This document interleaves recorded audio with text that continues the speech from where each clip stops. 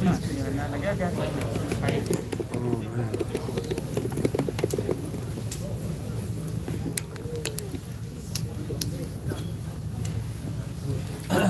Ayah 176 of Surah Al-Imran. أعوذ بالله من الشيطان الرجيم بسم الله الرحمن الرحيم ولا يحزنك الذين يسارعون في الكفر إنهم لن يضروا الله شيئا يريد الله ألا يجعل لهم حظا في الآخرة ولهم عذاب عظيم إن الذين اشتروا الكفر بالإيمان لن يضروا الله شيئا ولهم عذاب أليم ولا يحسبن الذين كفروا أنما نملي لهم خير لأنفسهم إنما نملي لهم ليزدادوا إثما ولهم عذاب مهين ما كان الله ليذر المؤمنين على ما أنتم عليه حتى يميز الخبيث من الطيب وما كان الله ليطلعكم على الغيب ولكن الله يجتبي من رسله من يشاء فآمنوا بالله ورسله وإن تؤمنوا وتتقوا فلكم أجر عظيم صدق الله العظيم. So today we're trying out this format. We'll see inshallah what we do in future months when you have programs like this, but we didn't want to break the continuity of tafsir, but tafsir will be much shorter today than it usually is. So anyway, we had the youth retreat last week. So does anybody remember what we talked about last time? What were we discussing in tafsir? Does anybody remember? For the longest time, we're discussing the same incident. Battle of Uhud. Yeah, Battle of Uhud.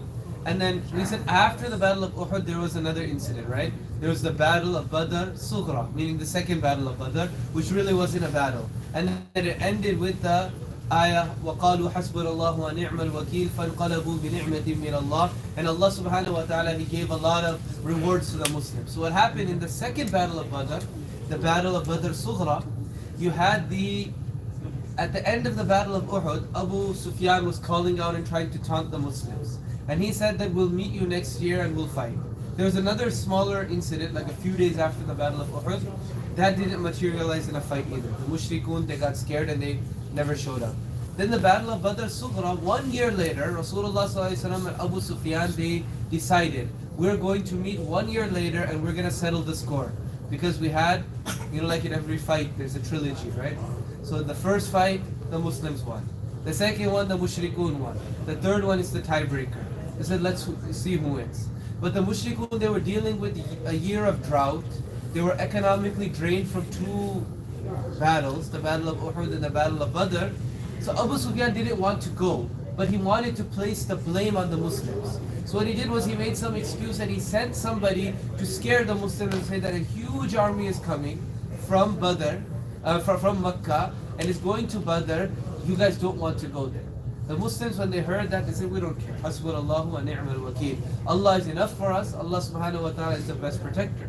But since Abu Sufyan had no intention of going, when the Muslims arrived, they found that the mushrikun weren't there. But in Badr, they used to have a market. And at that time, there was some Eid or fair or whatever was going on. So the Muslims actually, they were there for like 4 or 5 days. They did a lot of business, they made a lot of profit, and they came back without any problem. So they didn't fight, they didn't lose any life, and Allah subhanahu wa ta'ala gave them monetary gain as well. Speaking of monetary gain, that's what Brother Irfan is going to talk about, inshallah.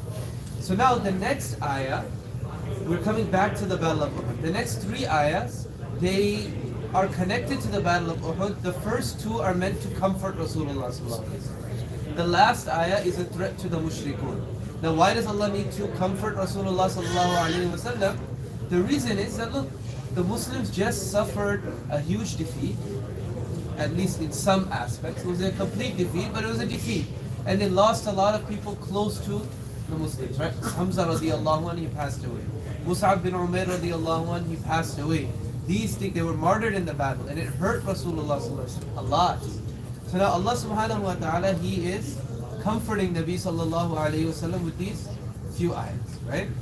So He says that, look, the situation after Uhud is tense, but Islam will be victorious. Similarly, Allah is telling the mushrikun, don't be fooled by your current condition in life. So Allah says, وَلَا يَحْزُنْكَ الَّذِينَ يُسَارِعُونَ فِي الْكُفْرِ. Don't be grieved by those who struggle in the path of disbelief. إِنَّهُمْ لَن يَضُرُّ اللَّهَ شَيْئًا. Verily, they will never hurt Allah subhanahu wa ta'ala, not a bit. This is something that Muslims deal with as well. Sometimes you see people, they work very hard to hurt Muslims, to go against the cause of Islam, or somebody's just bad. And it looks like they have a great life. Or you're saying that by them doing this, Muslims are falling behind. Allah subhanahu wa ta'ala is saying that, look, don't worry about what they're doing. Worry about what you're doing. No matter what they do, no matter what the results of their actions look like, they can't hurt Allah subhanahu wa ta'ala.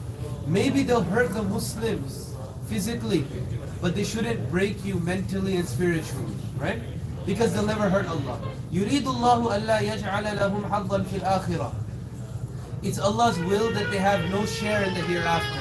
Allah's giving them whatever they want in this dunya. Again, sometimes people think, why is it that Muslims look, sometimes Muslims are suffering in this world. And kuffar, at least in the time that we're living in, a lot of them are doing very well, right?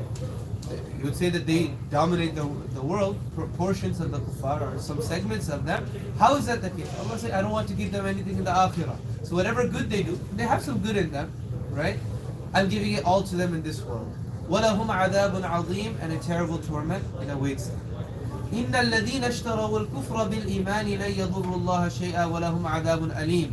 Those who sell their faith for disbelief will not harm Allah subhanahu wa ta'ala in any way.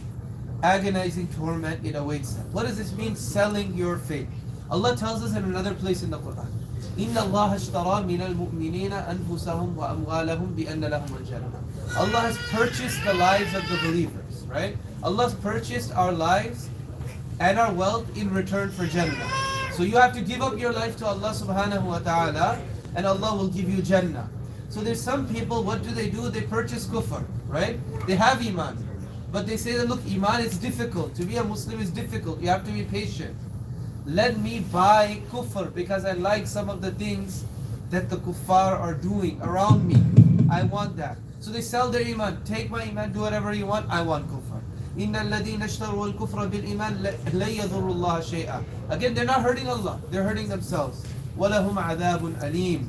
A terrible torment awaits people with this mentality as well.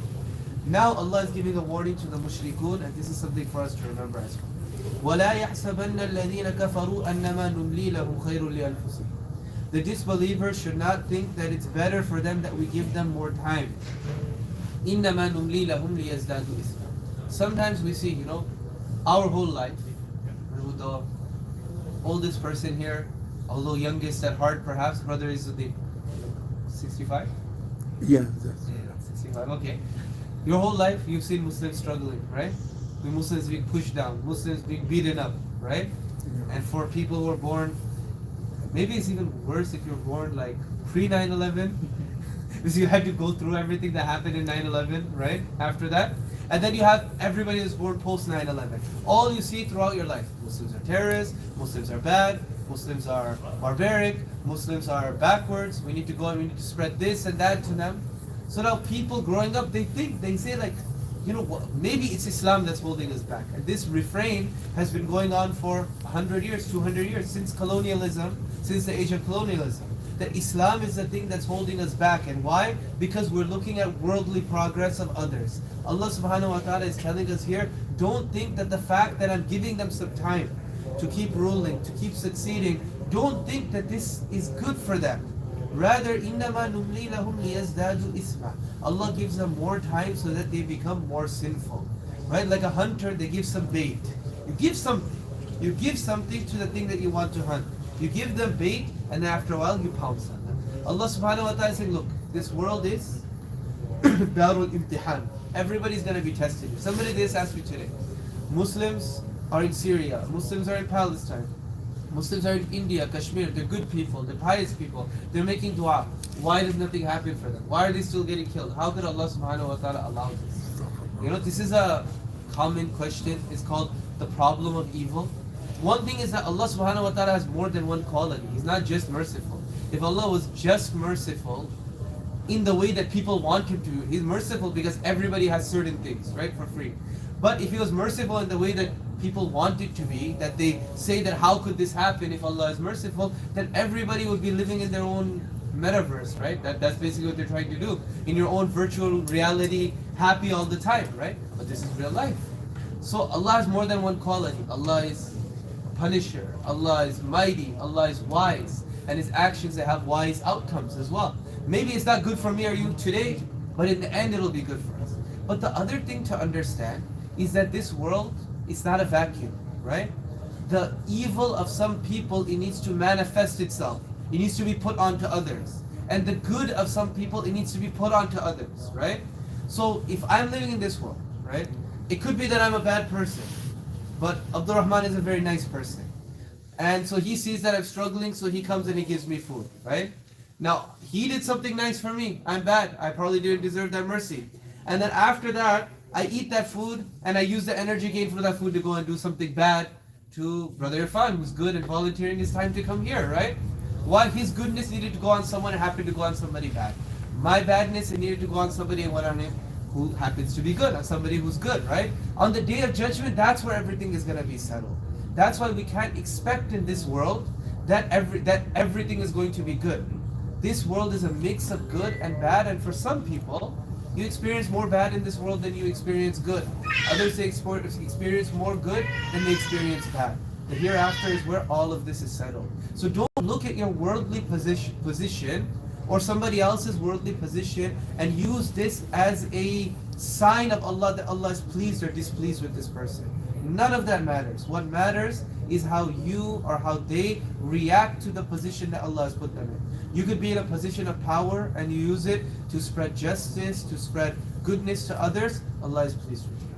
You could be in a position of disgrace where everybody in the world thinks lowly of you, everybody treats you bad, but you use that to turn to Allah and make dua and be patient. Allah subhanahu wa ta'ala is happy with you. Similarly, you could be powerful and you could oppress people. Allah subhanahu wa ta'ala is upset with you. You could be poor and you could be disgraced and you could say, I don't believe in God. How could God allow this to happen to me? Allah subhanahu wa ta'ala is displeased with you. So you don't look at the position that a person is in to say whether or not Allah subhanahu wa ta'ala is pleased. Rather, we look at what the person is doing with the position that Allah has put them in. The famous hadith, right? عَجَبًا لِأَمْرِ الْمُؤْمِنِ. Amazing is the case of the believer. إِنَّ أَمْرَهُ كُلَّهُ خَيْرٌ. All his situations are good.